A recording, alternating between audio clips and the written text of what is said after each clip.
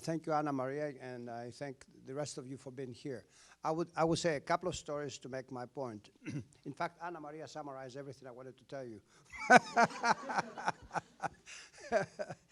I was doing my postdoctoral studies at Harvard in the early 70s, and as part of that, I went to Colombia to do a study of agriculture, because I think agriculture is the mother of all the problems that we're facing today. And in my research about so-called green revolution, I didn't discover, but it became obvious to me that the small farmers were far more productive than the larger farmers. And I put that in the book that had been funded by a major foundation, the Charles Kettering Foundation from Ohio.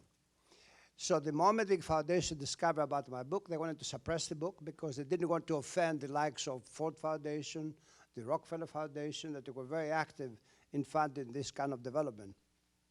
But anyway, the book came out, it was published in 1976, and they took the name off the book. So, but anyway, I'm telling you the story so that I can tell you that this was my first farming experience that saved me for the rest of my life. And then after that, I went to Washington, D.C., where I spent a couple of years working for a couple of congressmen. And then I ended up working for EPA from 1979 to 2004.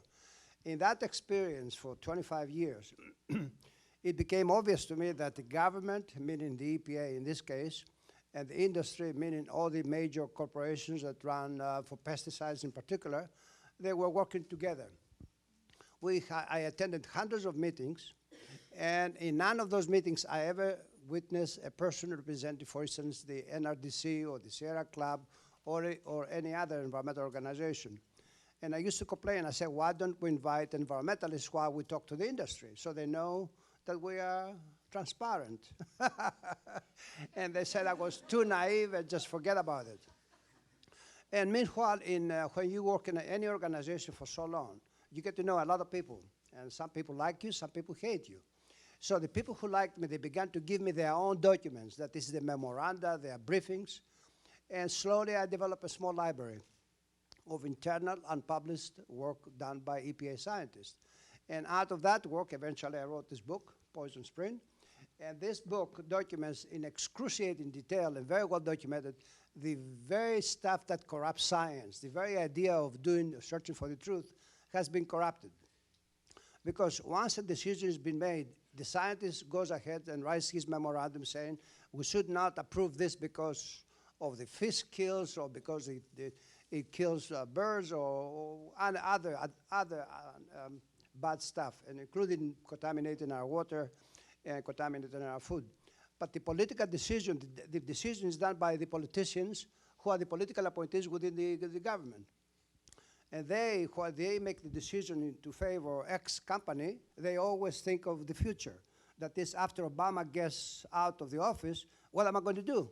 So they're looking at the likes of Dow Chemical or Monsanto for a job.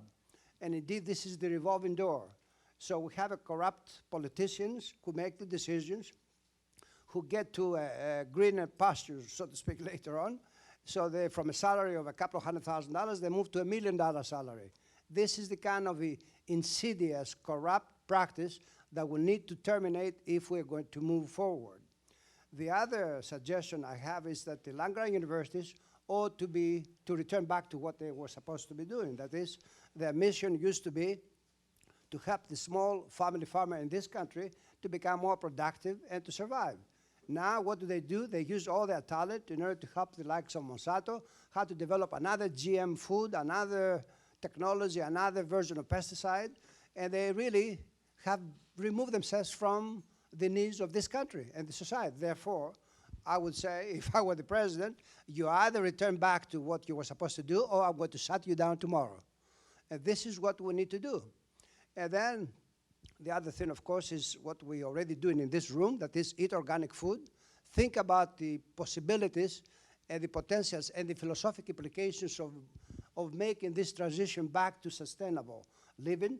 And that way we can affect everybody. We have a corrupt political system as we speak right now that allows the candidate or the politician to seek money from the polluters. They get the money, and therefore, as a result, they're an invisible understanding that I'm going to do a favor for you. So when the company calls the congressman calls the agency, and the agency has to go ahead with that. Because if they don't, the Congress people have the budget power and they shut you down. I remember when the Reagan administration came in 1981, and the first thing the woman administrator, Ann Gorsuch, did was to fire all the lawyers that were there to enforce the law. Just think of it, being a staff on that in 1981.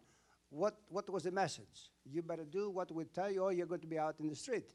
And of course, they did fire a lot of people that had just started. So it was a threatening sort of invasion of the agency. And this is what the Republicans do when they get to the White House. They threaten you out loud. And the Democrats, what do you think they do? They don't threaten you, but they do the same thing.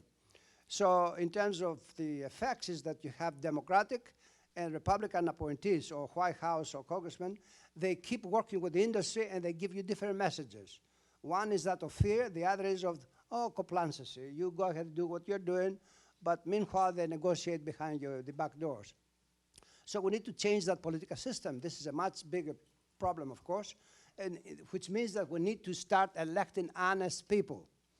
And how do you do that? By passing this knowledge to everybody. And I'm telling everybody when I speak, read this damn book. Because this book is, seriously, I'm not advertising myself now, but this is the only book in existence that really tells you precisely how the system works. And it's not what you think it does, it will tell you exactly what they do. And, it took some doing for me to do this book, collected information for 25 years thinking about it, and it wasn't exactly something that I took it lightly. But I did it as part of a service to this country and to my support for the next generation. So, in short, I congratulate you for what you're doing. I think you are in the right path. I wish you the very best. I love you. So keep it up. Thank you.